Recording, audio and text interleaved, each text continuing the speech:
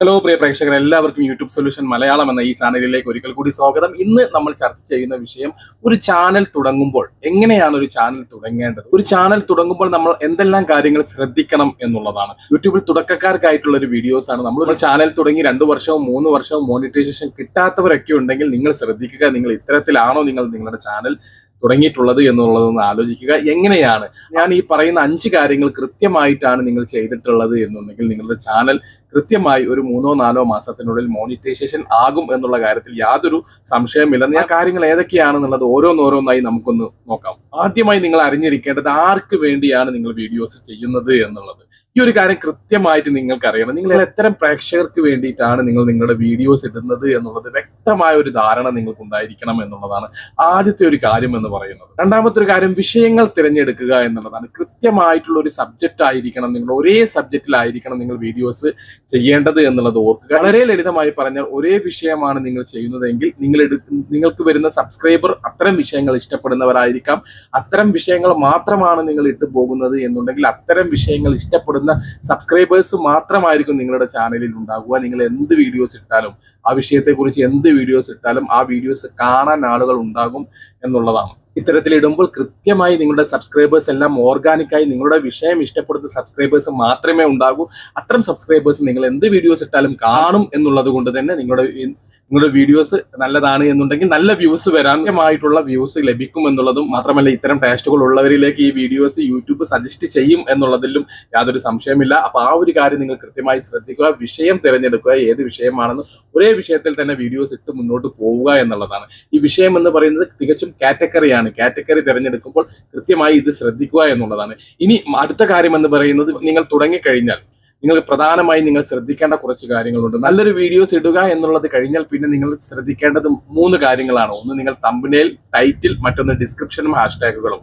ഇത് 3ഉം കൃത്യമായി നിങ്ങൾക്ക് കൊടുക്കാൻ പറ്റിക്കഴിഞ്ഞാൽ കൃത്യമായി കൊടുക്കുക എന്നുള്ളതാണ്. ടാഗ് ലൈൻ ഒന്നും വലിയ ഇമ്പോർട്ടൻസും കാര്യങ്ങളും ഒന്നുമില്ല എന്നുള്ളത് മനസ്സിലാക്കുക.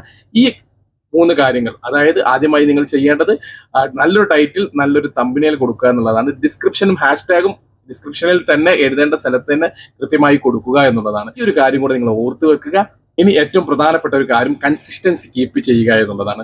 സ്ഥിരതയോടുകൂടി വീഡിയോസ് ഇടുക എന്നുള്ളതാണ്. ഈ കൺസിസ്റ്റൻസി എന്ന് പറയുമ്പോൾ നിങ്ങളിൽ പലരും തെറ്റിദ്ധരിക്കും ദിവസവും വീഡിയോസ് ഇടുക എന്നുള്ളതല്ല. അങ്ങനെയല്ല കൺസിസ്റ്റൻസി എന്ന് പറയുന്നത്. നിങ്ങളാൽ എങ്ങനെയാണ് കഴിയുക വീഡിയോസ് ഇടാൻ. അതായത് ഒരു ദിവസം നിങ്ങൾ ഒരു വീഡിയോസ് ആണ് ഇടുന്നതെങ്കിൽ അടുത്ത ദിവസം ഒരു വീഡിയോസ് ഇടുക എന്നുള്ളതാണ്. അതല്ല ആഴ്ചയിൽ ഒരു വീഡിയോസ് ഇടുകയാണെങ്കിൽ എല്ലാ ആഴ്ചയിലും ഓരോ വീഡിയോസ് ഇടുക എന്നുള്ളതാണ്.